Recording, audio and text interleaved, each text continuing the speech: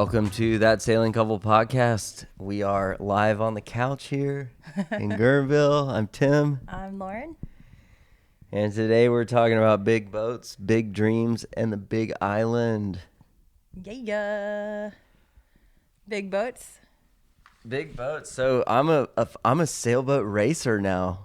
Didn't know that was going to happen. It happened fast. It did, yeah. So we it's going to segue into the second topic of it a little bit, but so we joined the Berkeley Yacht Club. We're officially members now. High five. And I was there on Saturday night. They had a party after the Wheeler Regatta, and so I bumped into my dock neighbor over there, Nick, and he was like, "Oh yeah, did you race today?" I'm like, "No, I'm just chilling, working on the boat, you know." He's like, "Yeah, I raced on, this big boat." I'm like, "Okay, cool. Like, how big a boat?" He's like, 48-foot one design. I'm like, "Whoa, that's cool." Like. And so you got to talking to some of the guys. I'm like, how many people does it take to run that boat? There's a bunch of y'all here. And there's like, well, yeah, we like to have like 12. I'm like, holy shit, you need another guy? And so I got the invite to go out on Sunday during the pursuit race on Bodacious Plus with John Clauser and crew. I think we took fourth.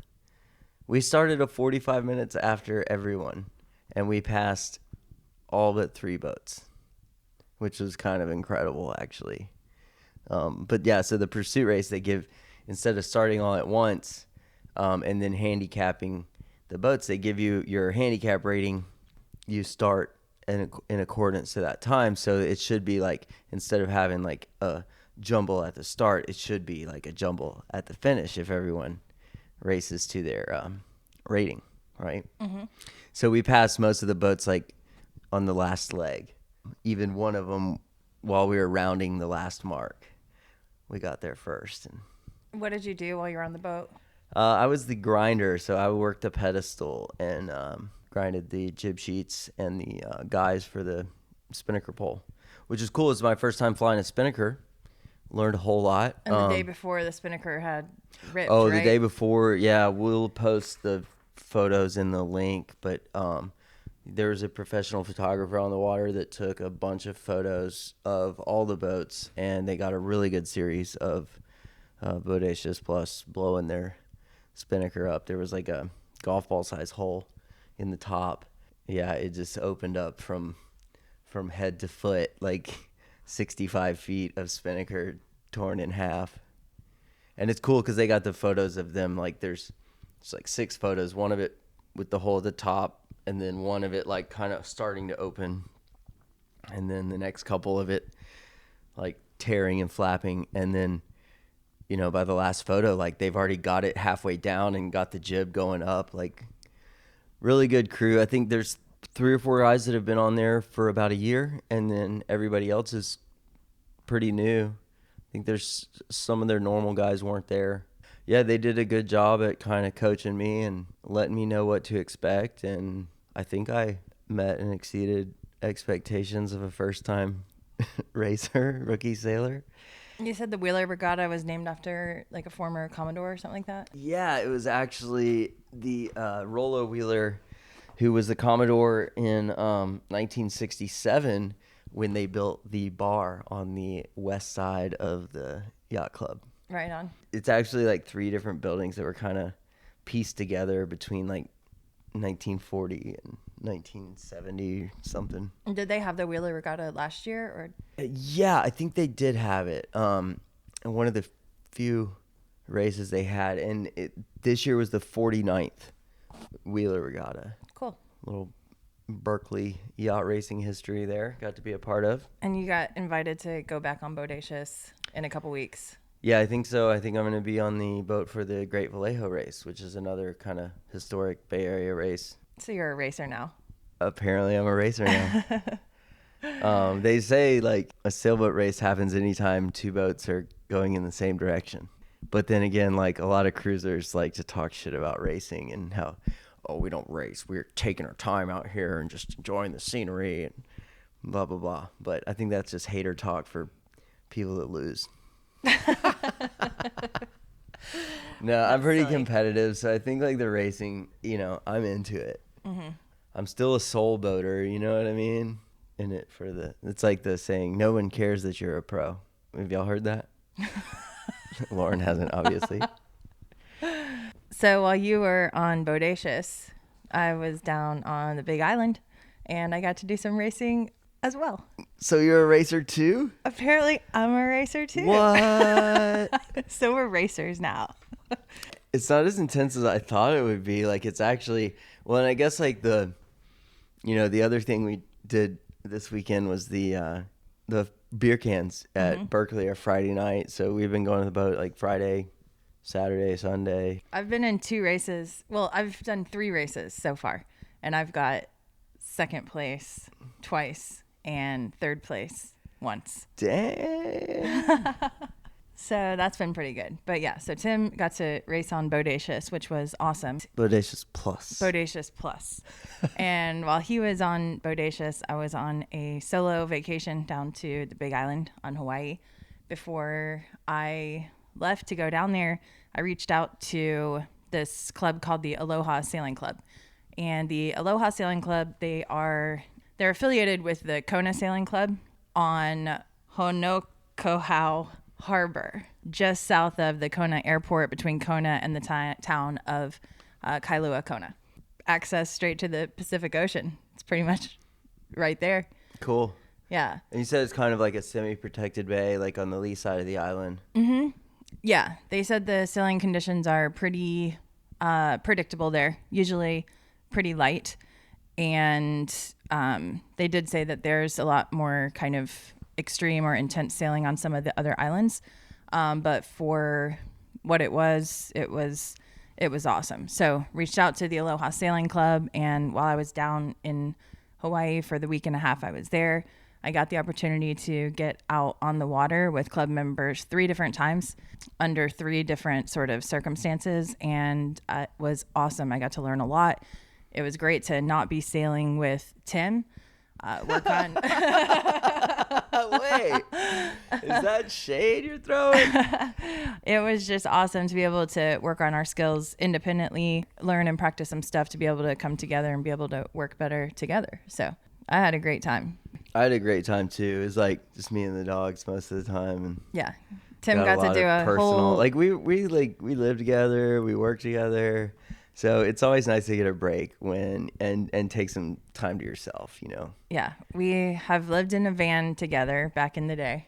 We figure if we're going to be full-time live-aboard cruisers, we're going to have plenty of time to spend together in small spaces. So we'll take any time away from each other that we can get, if you know what I'm saying. Yep. The first trip that I got to take down there in Hawaii, I showed up for Family Sailing Day for the Big Island Sailing Foundation. The Big Island Sailing Foundation exists to promote youth sailing on the Big Island. So Alicia and Daniel Starsong, the same couple who heads up the Aloha Sailing Club, they also are in charge of the Big Island Sailing Foundation. What's cool about the Big Island Sailing Foundation is that they're making sailing very accessible and affordable for all youth of the Big Island who are interested. So they are applying this year for a grant. The grant's called the Siebel grant, and the Siebel grant is affiliated with U.S. Sailing, and there's a Siebel Family Foundation that has gifted and donated a significant amount of money to promote youth sailing worldwide.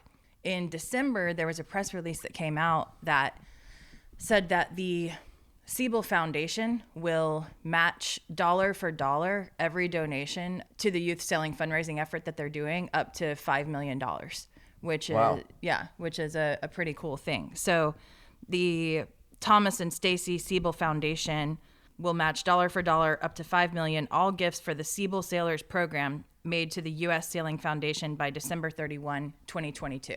Up until the end of this year, that's the time frame that they're willing to do that dollar for dollar match. And this gift is providing an opportunity for individual donors, businesses, and foundations to increase their impact twofold. Created in 2019, the Siebel Sailors program increases opportunity, access, and diversity in the sport of sailing. Over the past 2 years, more than 1,000 young sailors at 20 community sailing centers across the U.S. have benefited from the program.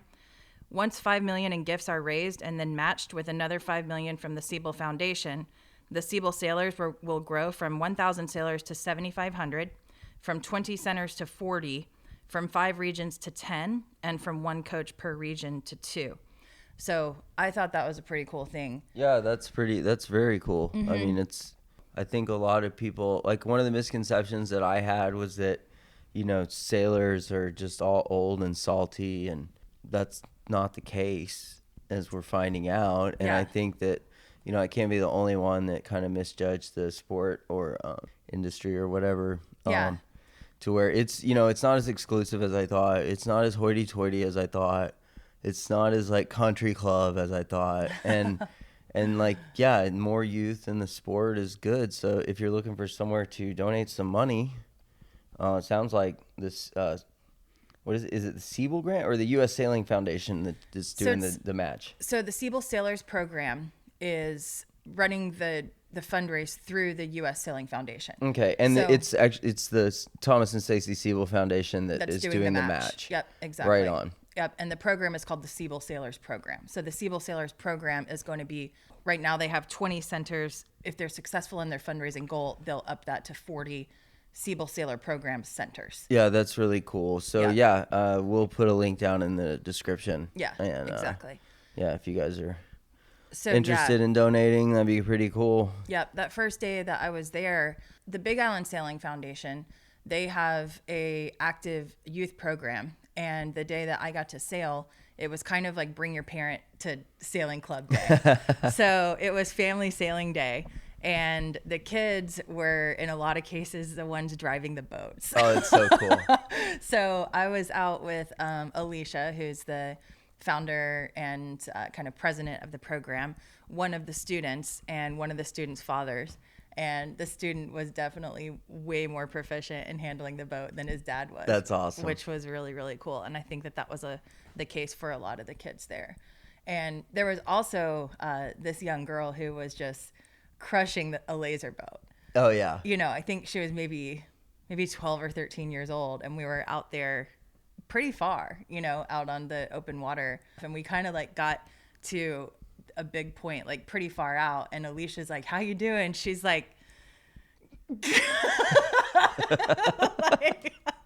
like if somebody could tag in, that would be great. That's what she was solo on the little laser. She was solo on the little laser. Nice. And she was just crushing it. And I'm like, dang, like it's really awesome to see the kids out there crushing and gaining confidence and skills. And I think it's a really worthy foundation and program, if I do say so myself. So that sounds like that was a cool thing to take part in. Yeah. So the Aloha Sailing Club, the Big Island Sailing Foundation, they're both affiliated with the Kona Sailing Club.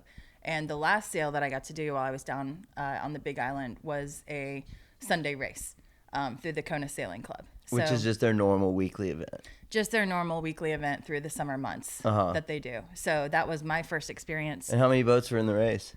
There was 2 classes. There was the smaller class, and then there was a larger class. And I think there was maybe 6 or 7 in the smaller class, and maybe like 4 in the larger class. And so how did you get involved with the Aloha Sailing Club? I just found them on Google. Just Googled, and you were like, man, I'm gonna go sail while I'm down there. Yeah, I had an opportunity to get a little break from work. Tim and I had missed out on a trip to Hawaii during the time of COVID. We missed out on a lot of trips during COVID. We missed out on a lot of trips. I fully encouraged Lauren. She was like, I'm going to take a week off. And I was like, take 2. Yeah.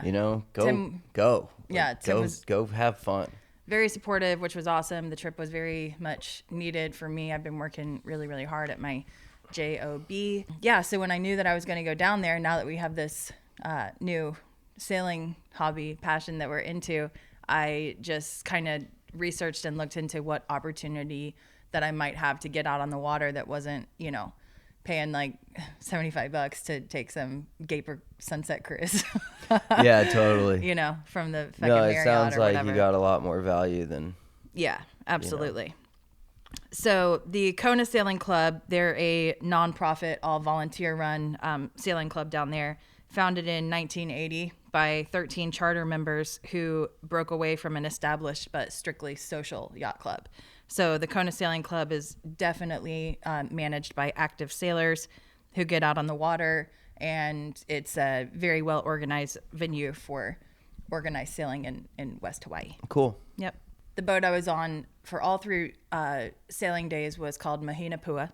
It was a Cal 20, designed to be like a teaching boat. So the jib halyard was labeled, the main halyard was labeled, all that good stuff. I think that's pretty typical on, race boats, charter boats, boats that have rotating crew. It's good, especially racing where stuff is happening fast, and like having things labeled cuts some of the totally thought work out of the process. Exactly. For sure. And then it keeps you from Especially when second you're guessing new. yourself, where you're like, wait, was the jib halyard on the inside or the outside or the Exactly. you I think know? it's a good practice even for Totally. for cruisers, you know what I I think, mean? yeah, we should have more stuff labeled on our boat. I agree. And good for when you have guests on board, you know what I mean? They don't have to fumble around and have to ask, wait, what is it? I think it's just helpful. Yeah, things happen faster when you need them to, if people are confident in what's what. So that was my first introduction into racing and the rules of racing. And I was fortunate down on Kona to be with a super qualified skipper. His name was Nabil. He had a lot of experience racing in his youth and into his older years as well. I think he and his wife just retired down to the Big Island from San Diego. And yeah, he was an awesome skipper. I got a lot of knowledge on sail trim, which was really cool. And after having the opportunity to race down there with him, we had our first night at the BYC on Friday night. And there was a captain and a crew member kind of doing the lap behind the bar, like, anybody want to ride? And it was a very full circle moment for me because I used to be bartender at the SFYC, and I would be so jealous of everybody going out for Friday night races. I would be behind the bar in my Jerry Garcia tie and my monkey suit, working hard for the money, and pouring them Mai Tais, and people would be walking about like, hey, anybody want to ride? Kind of looking for crew. So this was my first opportunity to say, I want to ride. Yep. And we were able to make it happen. So on Friday. Totally. So yeah, you were on actually an all-girls boat, huh? Yep. On Friday, I got to get out on an all-girls boat. So Megan, the captain, she has a Santana 22 called Mad Max. Mad Max. And then we're talking about Berkeley, BYC, the Berkeley Yacht Club. Yeah. Which we are official members now. We're official members. Which is another misconception I mentioned a minute ago. Is like, I thought yacht clubs were all full of like snooty pants, rich people, and I don't think that's the case at Berkeley. Like, it's pretty chill, pretty laid back. It's very chill. It's like, awesome. We like it there. There's a lot of young board members. It doesn't seem like there's a whole lot of clinging to. I mean, there's certainly like a lot of history there, but nobody's like clinging to something that the club's not. I think they're ready for progress and very welcoming of fresh faces and new sailors. And yep, they're doing a membership drive right now, kind of like a COVID recovery membership drive. So at the BYC, they offer a initiation fee waiver if you have a boat that you just got berthed at the City of Berkeley Marina, right? Yeah, there. but actually they're not. There's no initiation fee for anyone until at the end of the month. I think it goes back because they've had like a 2-month membership drive. Yeah, that's what I was saying. They're just trying to bump up the membership numbers. Where I think they're around 300 right now. And how many boats were in the race on Friday? There was like a dozen or more. Probably about a dozen or more. There was also 2 classes. We were in the smaller class again. But yeah, I think there was definitely about a dozen boats out there. Yeah, it total. looked like it. I went out just for a sunset cruise with one of our dock neighbors and just kind of putzed around and waited for the racers to start coming back in. Yeah, we cruised in and had a burger, had a beer. Yeah, we're definitely, even after just kind of getting involved in the club this week, like you have to do like a 30-day waiting period when you put your application in, you get your sponsors and all that official stuff or whatnot. But even after kind of just getting officially accepted into the club this week, we already had opportunity to get out on a race boat as crew. And that's really one of the primary reasons why we're trying to get involved with the club, is to just get more exposure and experience. Socialization, we want to meet people. Like, that's the whole mean, that's the point of this podcast, is kind of learn as much as we can, as fast as we can, and like make connections and, kind of just reflect and talk about what's going on. Yeah. Yeah. So- I mean, we're diving in. We're going head first. And Big boats, big island, big dreams. big dreams. So, yeah, dude, I mean, we're really excited to be members at the Berkeley Yacht Club. I think we found a good home for us. We've found some like-minded people. We're really happy with the Berkeley Marina too. If yacht clubs, if you're totally anti-yacht club, if you're looking for a marina home, Berkeley's pretty good. There's several open slips. There's a lot of cool people, a lot of activity. The Inspire Sailing School also operates their charter fleet out of the Berkeley Marina. They got a bunch of J24s and J80s and Yep. The members dinner that we went to on Saturday night, there was a presentation from the Inspire Sailing School. right. So they're doing like a reciprocal membership. An adjunct. Yeah, totally. Yep. Adjunct membership type of thing where members of the BYC are getting some privileges over at Inspire Sailing and vice versa. So we'll definitely link to Inspire Sailing as well. They're offering a lot of educational opportunities for people that are not necessarily in position to purchase a boat of their Right. own and berth it at a slip. So Totally. awesome stuff going on in Berkeley for people that are interested in getting out on the water, and a really great community of open-minded and kind and generous people looking to share the sport. And that seems to be kind of citywide in Berkeley, I think. I don't really know. I haven't had a whole lot of experience there. Been to Berkeley a few times. There's like definitely How about that dog park though? kind of a Grateful Dead scene there, and it's kind of got that Heady vibe. hippie commune heady vibe Little going crunchy, on. in a Super good way. crunchy. Yeah. Watch your step. University of California. Yep. Which actually, okay, so let's get in a little you mentioned the dog park, which is awesome. Cesar Chavez Park is 90 acres, and they have 17 acres of like off-leash dog area. Can't wait to watch the fireworks from there for 4th of July. That'll be a good time. Because, we'll be able to you can see the Bay Bridge and the Golden Gate. So, like, that's, they do Oakland off of a barge, like, by the Bay Bridge, and they do San Francisco off a barge by the Golden Gate. So, like, if you can get a spot where you can see both fireworks shows, they do, like, a mirrored show. So, they do the same show in Berkeley and Oakland, and it's like mirrored, so you can see, if you can see both at the same time, it's like kind of adds a little more to it, right? Yeah. So basically, the Berkeley Waterfront started in basically the mid 1800s, mid 19th century. There was 2 private wharfs there. One was like a soap company, the other I'm not really sure, and it was like kind of right there.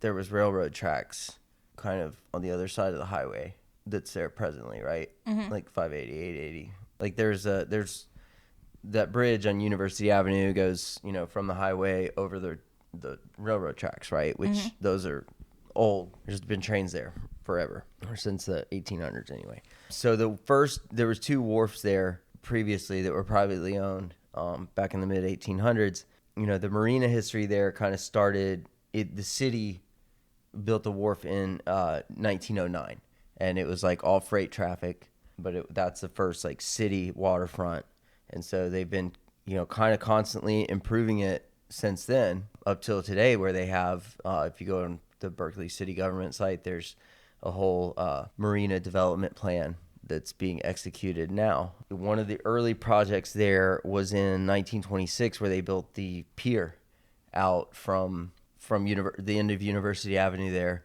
and the pier extended, and this is from the old waterfront, because what you see as like where Skates on the Bay is and the modern day waterfront in Berkeley is actually the results of a landfill that started there in the 1920s. So that whole 100 acres or 90 acres of Cesar Chavez Park, like that was a landfill in 1957, all the way until they capped it in 1990.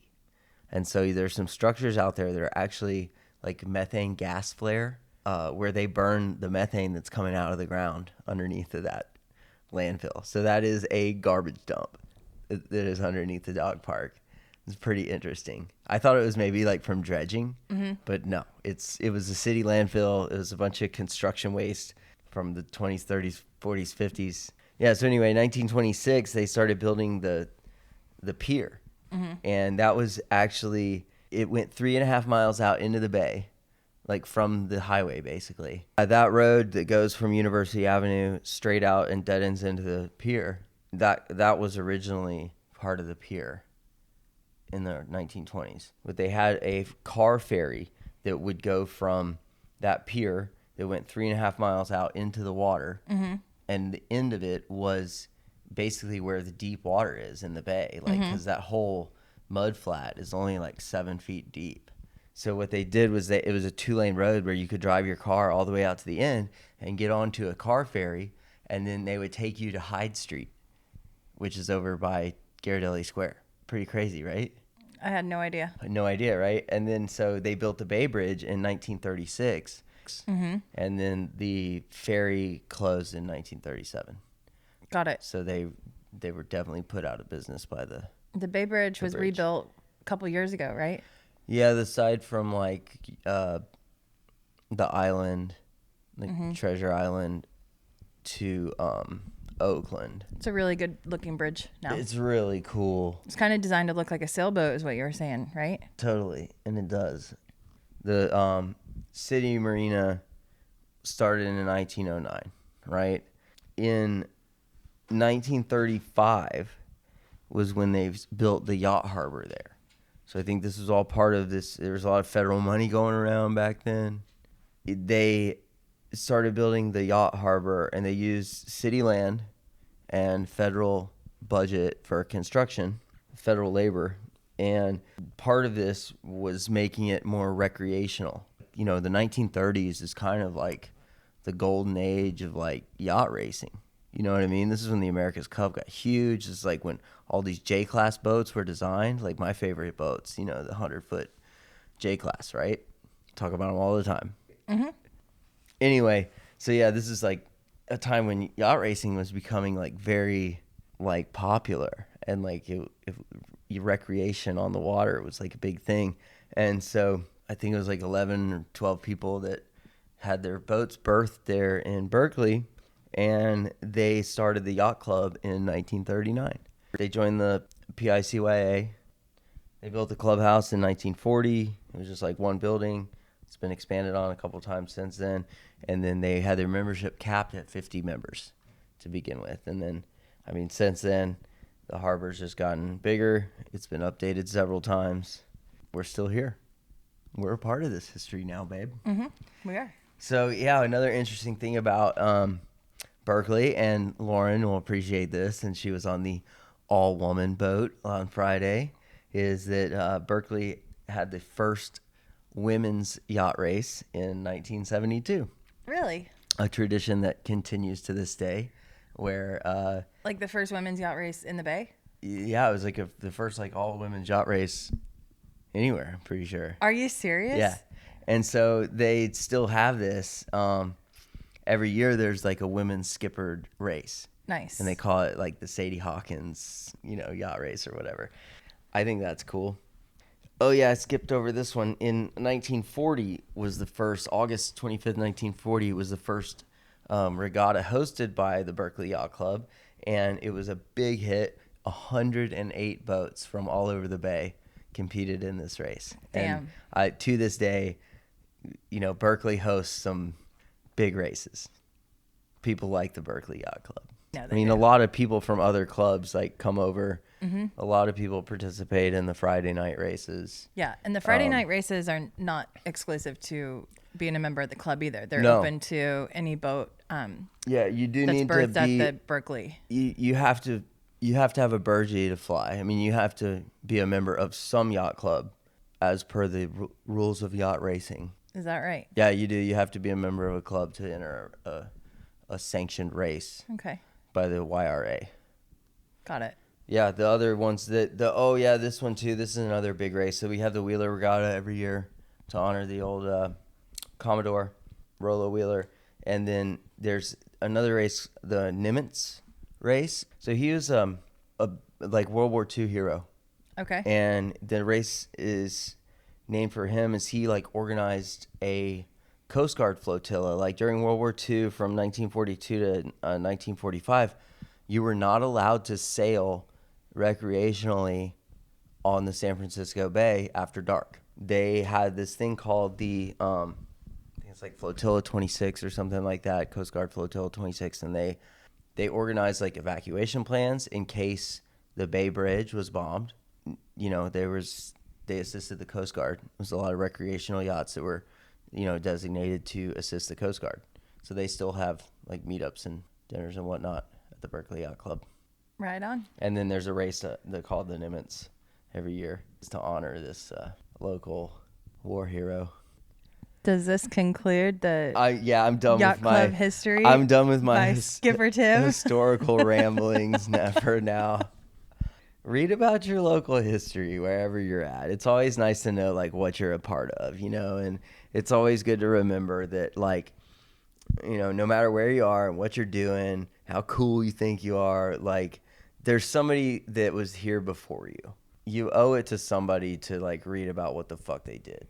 Like, I think that's one thing that makes yacht clubs cool is the connection with the history of the sport or of the community within the larger community as well. And the continuity of membership, like in any of those type of clubs, like whatever, like, yes, there are some that are hoity-toity and exclusive and kind of like turn your nose up and stuff like that. But there's always going to be members of yacht clubs that are not that way either, you know? Oh, but totally. there's a bigger picture going on. Yeah, totally. You know what I mean? Yep, there's always a way you got from where you were to where you are. So, not saying you got to hold on to the old ways or like whatever. Change is always good, but it's good to be aware of like what was there before or like how things got to be the way they are. You know, if you don't learn from history, you're bound to make the same mistakes. That's true. So, what else we got going, Lauren? Well, this was the first weekend that we took our dogs down to the boat. Oh man, our boat dogs, and they fucking love it, dude. Our dogs loved the boat, and it was so awesome. We've been waiting to bring the dogs so that we can. This was the first weekend we didn't do like projects and work on the boat, and we purely were just recreating. Yeah. Like we've had projects going on the boat since we got it. You know, I've started taking tools back to the house. Leaving some tools there for sure, but there's a lot of tools that I was like, well, don't need that anymore. Which is awesome. Yeah, it's really cool. And so now, you know, as intended, I think we're getting to that point where the boat is there for recreation and not just our labor of love. And our dogs are boat dogs. Yeah, dude. Oh my God. Ellie was so blissed out, like sunning herself on the dock. It was so great. Like I just tied her to a cleat. She could walk like right up to the main aisleway there, the main like down our finger, you know. She could walk right up there, but she couldn't like get in anybody's way. And so she stretched her leash out to the maximum length and just laid up against the dock box in the sun, literally waiting for someone to come by and pet her. And definitely happened. At the Cesar Chavez Park, they have an on leash and also an off leash area for dogs. Oh, yeah. So our dogs got to go to the big city and they got to roam free in the city park. Oh my which God, was dude. just, you know, beyond their wildest dreams. I think Ellie thought she had died and gone to doggy heaven. And then Means found a tennis ball, of course, so she was pretty sure she was in doggy heaven too. Yeah. So we know that they can handle boat life. And they went sailing too, because when me and Dustin went out on Friday, they both, they stayed down below. But they climbed up on the settee and snuggled up together. And Ellie was stoked. Beans was a little terrified, but Ellie was there for her to comfort her as her big sister. And we just, it was real light conditions, and we just went out for like an hour while the race was going on. Yeah. It was a pretty fun day. So we'll have more opportunity to bring the dogs back down to the boat, which is awesome. And I think it showed us that the dogs are not going to be a deterrent for us in moving forward with our sailing dreams. Or an excuse. Yeah. Yeah. So all positive stuff in the Tim and Lauren Sailing World.